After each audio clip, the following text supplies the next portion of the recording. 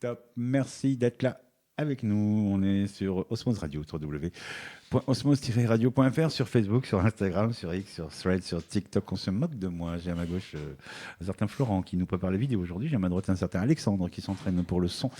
Et en face de moi, j'ai Cédric Cano qu'on retrouve avec plaisir. Bonjour Cédric. Bonjour Serge, merci pour l'invitation. Bon, c'est un grand plaisir à chaque fois. Alors la première fois qu'on t'a vu, c'était pour ton livre, Léo et Clara, une histoire presque impossible. Une histoire de harcèlement, tu peux nous rappeler un petit peu pour nos Alors, auditeurs? Léo Clara, une histoire presque impossible. Déjà, c'est une fiction historique, enfin, c'est une fiction personnelle Oui, une biographie. sur quelque des part, éléments ouais. historiques du passé Mhm. qui parle de Léo Dubois, un garçon d'ordinaire très discret, secret, réservé, qui subit du harcèlement scolaire sur une longue période qui va de l'école primaire jusqu'à l'université, où il retrouve des éléments du passé du harcèlement scolaire qu'il a vécu au travers de trois filles, Clara, Maëlle et Justine, qui en fait le poursuivent jusqu'à la fac. Et donc ça continue après dans le temps long avec des formes de répétition. Des formes aussi du harcèlement scolaire, verbal, physique, qui se répercutent sur son moral également. D'accord. Une histoire qui nous a marqué. C'est pour ça qu'on aime bien te réinviter, parce que tu nous as montré des facettes du harcèlement qu'on n'imaginait pas vraiment. Bien sûr. Un jeu, quelque part, au On peut départ. prendre le cas de Ouais. deux victimes de harcèlement scolaire très récentes qui ont Ouais. été très médiatisées en France. Le cas d'Evaël, dont la prof principale a été reconnue coupable de harcèlement scolaire envers son élève, Evaël, Mhm. une collégienne, qui a été condamnée à de la prison avec sursis. Également, Camélia, une jeune fille victime de harcèlement scolaire qui s'est jetée Oui. On a beaucoup dans parlé. les rails. Ouais. Elle s'est suicidée. Elle est Qui s'est décédée. Ouais. suicidé, Mhm. qui a été très médiatisé en France, Bien le sûr, cas. c'est choquant. C'est choquant C'est une enfant et c'est très violent, quoi. parce qu'aussi, ce que font subir les auteurs de harcèlement scolaire, c'est très violent. Et ils poussent vraiment, dans la plupart des cas, au suicide de leurs victimes. C'est-à-dire, ils ont réellement conscience, la plupart de ceux qui sont auteurs de harcèlement ont réellement conscience de ce qu'ils font subir et puis ça va très loin. Ouais. Et là, dans le premier cas, c'est quand même un prof C'est quand même un prof, qui a il été va... couvert quand même par l'éducation nationale, je crois, pendant un moment. Bien sûr. On avait du mal à reconnaître ou à accepter cette histoire de harcèlement, puisqu'on faisait passer ça plutôt pour de la correction, enfin le rôle du prof, quoi. Oui, c'est le Ouais. rôle du prof, c'est de faire de la pédagogie et Ouais. d'instaurer un climat de confiance dans la classe. Mais de là à prendre conscience que le prof est réellement coupable de harcèlement scolaire, ça va trop loin. Ouais, c'est Dans pas certains évident. cas, ça part trop loin et d'avoir la complicité d'un professeur. Une complicité souvent silencieuse et parfois une complicité qui va au-delà du silence et qui s'instaure dans un climat de défiance. C'est très grave. Oui, c'est horrible. C'est horrible. Ouais. Puis on peut pas faire grand-chose. Enfin, On peut pas je faire me dis que peut-être le prof lui-même s'en aperçoit pas. On peut pas faire grand-chose à part le condamner et Ouais. faire appel à la justice pénale pour condamner à un fait de harcèlement scolaire qui vient Hmm. de l'autorité des profs. Toi-même, tu as subi ça parce qu'on te prenait pas au sérieux quelque part. On me prenait pas au Oui, sérieux voilà, hein. et puis c'était les profs C'est qui horrible. refusaient d'entendre ce que je subissais. Comme les maîtresses à l'école primaire qui ne prenaient pas le problème en considération et souvent dans l'école primaire, dans la cour de récréation, me punissaient. Souvent, ils ne voyaient pas que je subissais de la violence de la part des autres camarades de classe. Ouais. Donc, ils me punissaient en cours de récréation. Et en classe, j'avais souvent des jugements stéréotypés de la part des maîtresses qui me catégorisaient comme un élève non inclusif. Donc, ils me mettaient à l'écart des autres élèves. D'accord. Voilà, ça allait très loin. Ouais, super. Donc on C'est souffre, le cas. on essaie de. Bah, il veut crier, c'est le Il titre. le minimise Voilà, souvent. ouais. C'est ça. Ouais. Et puis, je viens aussi également pour... Puis ça nous gêne un peu. Enfin, tu parles en tant que prof, des fois ça peut gêner un petit peu, donc on met de côté, on Bien évite de sûr. traiter la chose. Et Et, pendant ce temps, c'est l'enfant qui souffre, quoi.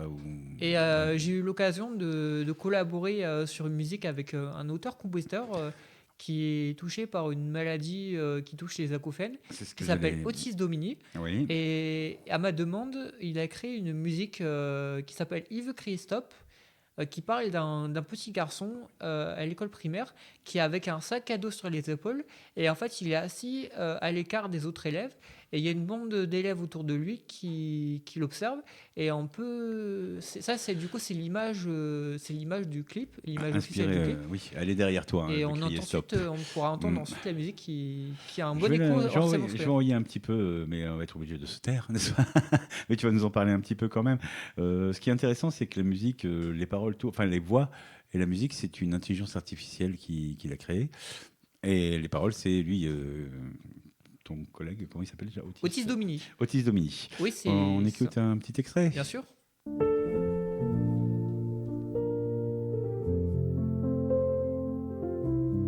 Regarde-le, il marche en rasant les murs comme s'il s'excusait d'exister.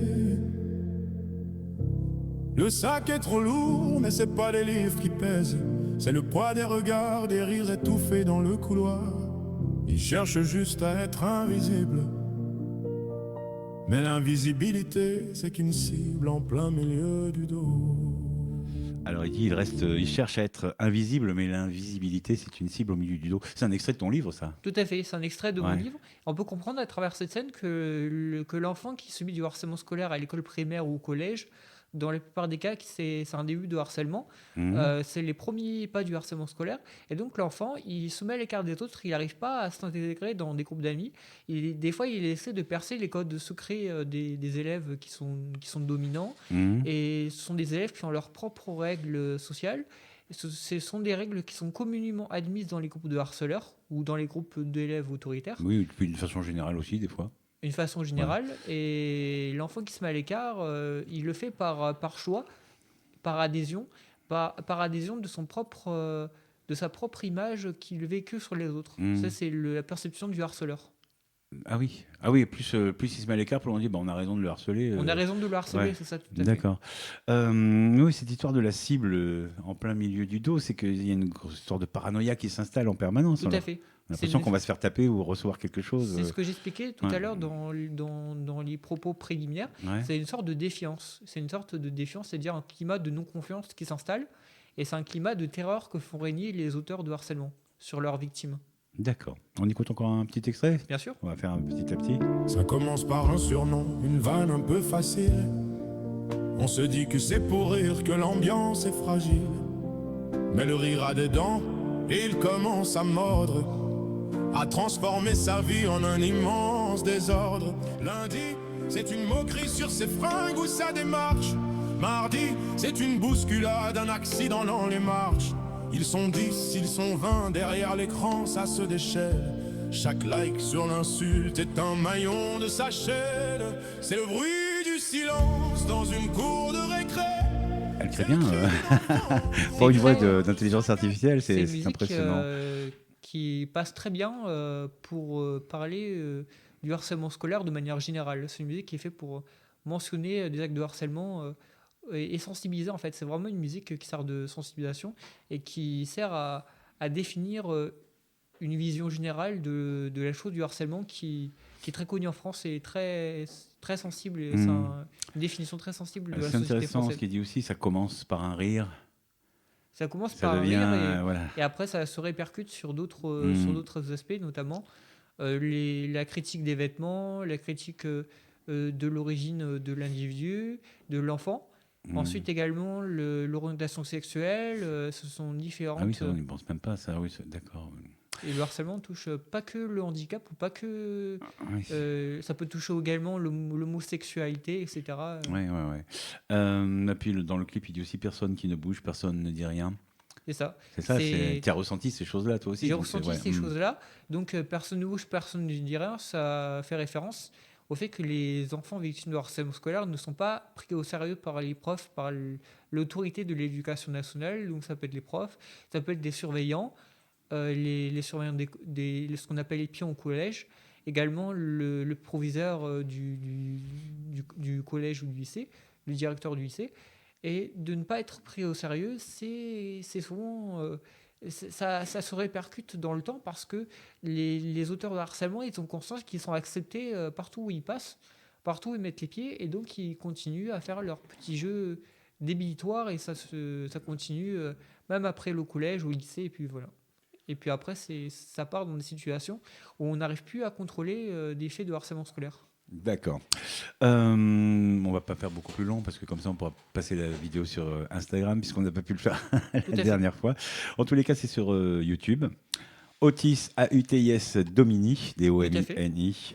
Il veut crier stop, donc il a mis des mots, ça s'appelle mettre des mots sur l'indicible, mais il a mis des mots sur ton histoire, sur ce roman. Sur mon histoire personnelle, et il met des mots sur l'histoire en général de ceux qui vivent des actes de harcèlement au pluriel. Donc Il y a un élève sur 3 qui vit du harcèlement scolaire en France, donc ça représente à peu près des millions d'habitants en France, des millions d'élèves qui sont scolarisés.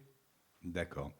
Eh ben, on a donné les numéros, 30, 18 et 30, 18 et 30, 20. 30, 20, pour si vous êtes victime, si vous avez entendu parler de quelqu'un qui est victime de harcèlement, ça peut toujours servir. On Tout te à fait. retrouve bientôt pour le festival, tu seras avec nous, Bien Cédric. sûr, Tu vas avec grand rejoindre plaisir. l'équipe, ça va être très sympa. Et puis je rappelle ton bouquin, Léo et Clara, une Léo et histoire presque Clara, impossible, qui est une autobiographie fictionnelle sur le harcèlement scolaire et qu'on trouve sur Amazon. sur Amazon. Merci à toi. Merci beaucoup.